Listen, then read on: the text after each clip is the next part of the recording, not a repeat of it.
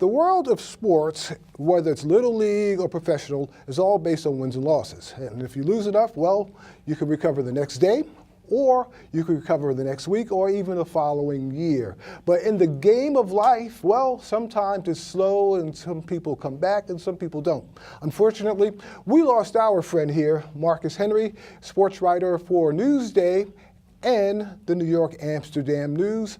Marcus was a friend here. He was also part of our sports team, and he was here with me since the beginning, since I came to Brick years ago.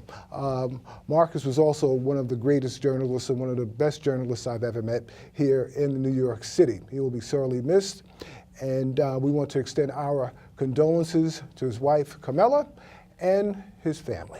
All right, Marcus, rest in peace. All right, we're going to move on real quick, and joining me here is Eric Hicks of GameOverNYC.com. Welcome, Eric. I know it's a sad way to start off the show, but you know what?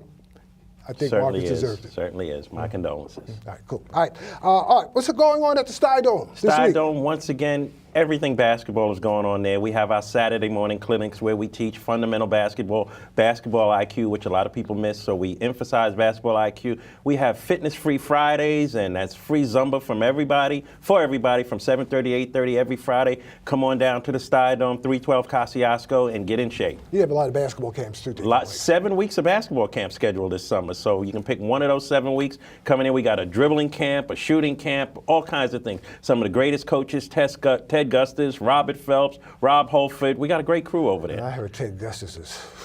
He's something else, man. He's something rough. else. Yeah, he's rough. Rob right. Holford is even tougher. Oh, boy. Okay, all right. Look forward to that, kids. All right, let's move on. We're going to talk about basketball legends and some of the best basketball players to come out of Brooklyn.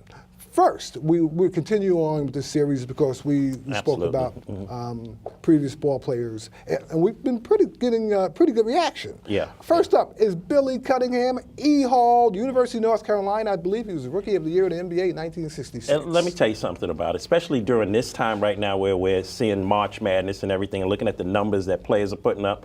North Carolina, Billy Cunningham averaged 25 points and 15 rebounds. 25 points is good enough, but 15 rebounds a game. And a lot has to do with the fact that he stayed there and he was a well-developed player, wasn't a one-and-done kind of guy. But Billy Cunningham was something else. Part of Philadelphia 76ers, also coached the team when Dr. J won the championship. Played with Wilt Stilt.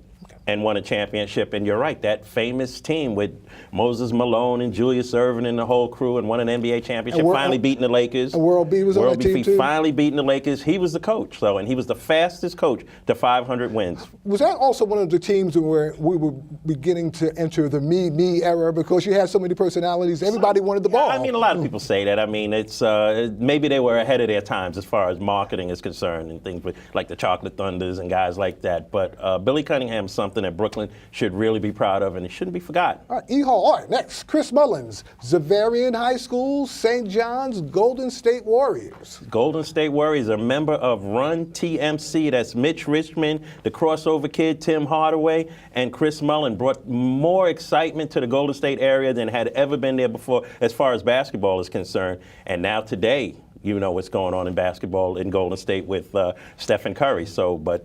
Chris Mullin started it off, a pure shooter. You know, Chris Mullin really brought that shooting. A lot of people compared his shooting to Larry Bird, which is some pretty high praise. He also left an indelible mark on St. John's basketball. Absolutely. Smooth lefty. I mean, he was really, really something else. Chris Mullin, and he's doing well as an executive now, too. So Chris Mullin really is another Brooklyn treasure. All right. Speaking of Brooklyn treasures, we got one for you. Here we go. I mean, hey, what can we say? Let me just tell look you. at him. Stephon Marbury, Lincoln High School, Georgia Tech. Georgia Tech. Stayed 1 year, 2 years? 2 years, I believe. 2 years. But here's the deal. Okay. When I developed Game Over, when I started Game Over as a company, it was the same time as Stephon Marbury was coming out. So this is like our early 90s? This is the early 90s with the Gauchos, okay? He was with the Gauchos, and I was from the Bronx, so I was in the Gauchos gym every day, pushing my company and everything, and I got to watch this kid, Stephon Marbury, and man, he was incredible. From the time he was like voted the best sixth grader in the country at the time, incredible, far beyond his years. Was he the start of that era when they started tracking ball players when they were in sixth grade, when they were in elementary school? Was that the beginning of where we are now? Yeah, I really think it was. But, you know, Stephon, and we can't really talk about Stephon without talking about the family. The Marbury brothers, Eric Marbury. I remember in tournaments seeing this guy, Eric Marbury, leaping, and we used to it wasn't videotape, we used to film him, Right. and I would stop the film. 8mm, right? 8mm, Yeah. Super 8. Super 8, okay. Super 8, We were and high his tech. You elbow. thought you were really into something then. Oh, yeah, man. Right. And his elbow used to be over the rim. And I used to stop the film. The guys would be at my house. I used to, look at this kid, Eric Marbury. Look how he jumps.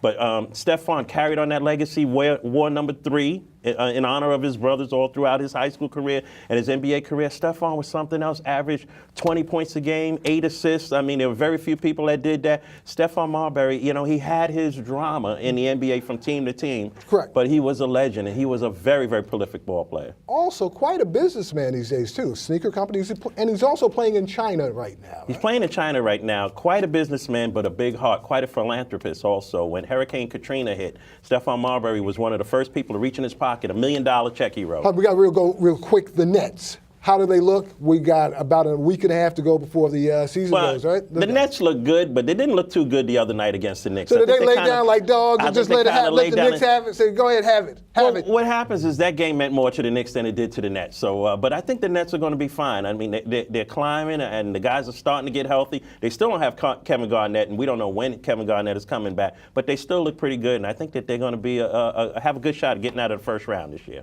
All right, we'll see about that. Everybody. Jason Kidd, baby.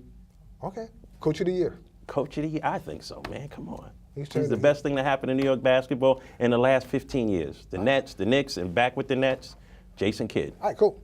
You know, we'll have you back on next week before the season ends. Okay. All right, good. Talk some playoffs. All right, good. Coming up, it's the weekend. And if you don't have one of those friends who always know the best places to go in Brooklyn, then for sure you'll want to listen to Dick and Dave's suggestions for great events, great venues, and great music. Speaking which, this past weekend, a great band played here at Brick House. Take a listen to Stand For Me.